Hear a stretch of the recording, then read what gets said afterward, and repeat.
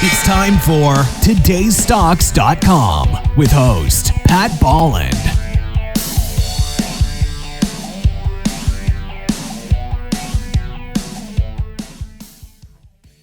Joining me now, Joseph Carrabba. He's the president and CEO of Teras Resources. And Joe, I read your CV, if you will. You've got a long history in the mining industry. Walk me through it a little bit.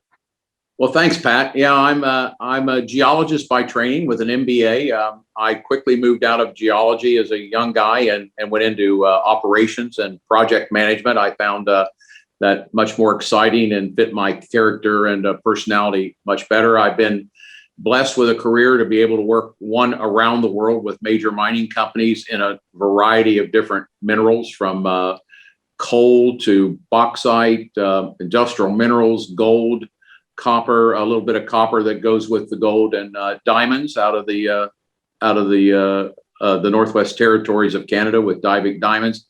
So I've had a very robust career.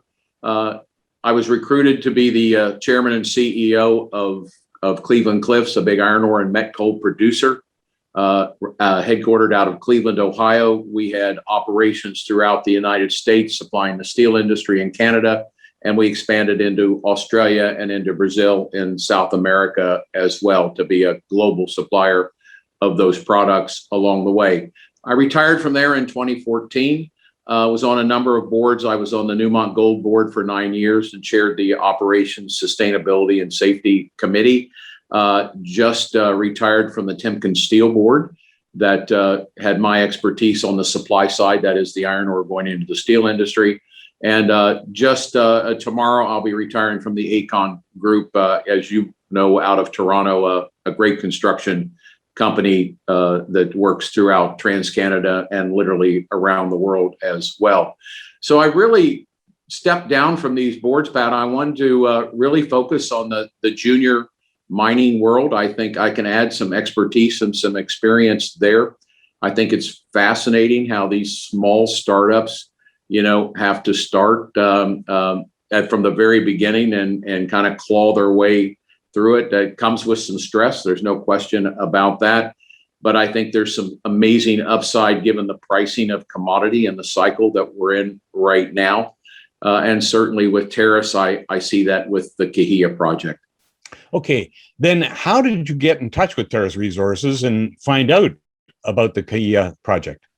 The mine industry, as you know, is a pretty small group of people. It's at 2 or 3 degrees of separation. And through a friend in Canada, he suggested I meet Peter Legier, who was the CEO of Teras at the time. I met Peter down in Palm Springs and went down to the Cahuilla project, which is south of Palm Springs in Imperial County, which is a mining county in California. I know the two don't go together, but there are projects, heap leaches, that are working in Imperial County as well. I was very impressed with the project. I was impressed with Peter and the work that he had done. Then I had met him 6 months later. I was on a road show in Vancouver. We had dinner, and he suggested, why don't you take over as the CEO, which I did. I liked the project. Peter's still on the board, and we work hand in hand every day with that. He's a remarkable guy and the historian of the company as well. And we started to progress it from there, Pat. The data was scattered. It had a 43101 that was old. It had aged. The project's been around since the mid 90s, as you know, with all the majors looking at it. So we spent 10 months on a desktop study with 2 really formidable geologists and kind of put the whole story back together and refreshed it from the property all the way through. And out of that desktop, we refreshed the gold resource from 1.1 million ounces to 1.4 million ounces. And the silver, I think, went from about 11 million ounces to 13 or 14 million ounces of silver, Pat, that came with it, which isn't, if you will, a bad day's work for a desktop study. So we now have a complete database that's up to date, that if folks, and we do have folks come in and look at this project as they always have, but at least we have all the data in one place to have those discussions with those folks, and also to take our strategy forward for the next step if that's where we choose to go. Well, you talk about the majors that had taken a look at this, and that includes Homestake, Newmont, Kennecott were a few that I read about. and then the work that was done by the Torres Martinez Desert Cahuilla tribe, if you will. Right. But that was 30 years ago. Why has this project never been taken on? The grade is low, and the ore body is complex. It's not an easy one, if you will, to overcome. But at the same time, back in those days, you have to look at the price of gold and how it languished. There was no incentive for financing.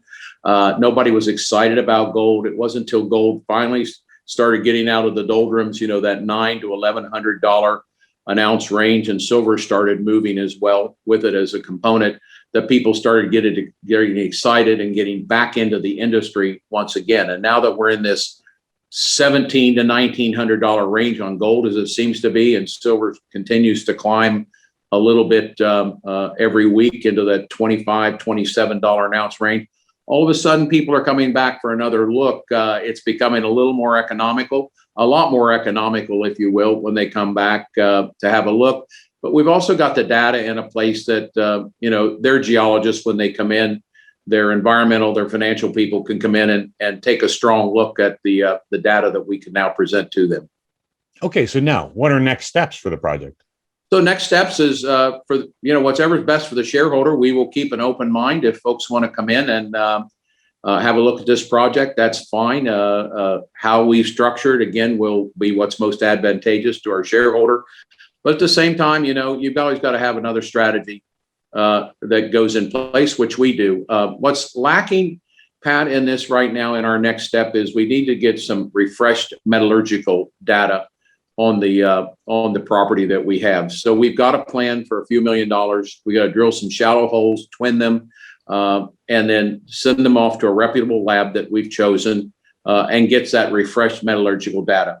Once we have that, then you can put a preliminary economic assessment together on this project, and we're off and running, and folks can look at that if we need to go further financing to develop this project, or if people want to look at it, the valuation continues to creep up as we de-risk it. Joe, we wish you continued success. Pat, thank you very much, and I appreciate it for all your listeners today. Hopefully this was helpful, and we're always available if folks want to reach out for more information. Okay, they shall, I'm sure. Great. Joseph Carrabba is the president and CEO of Teras Resources. Thank you, Pat.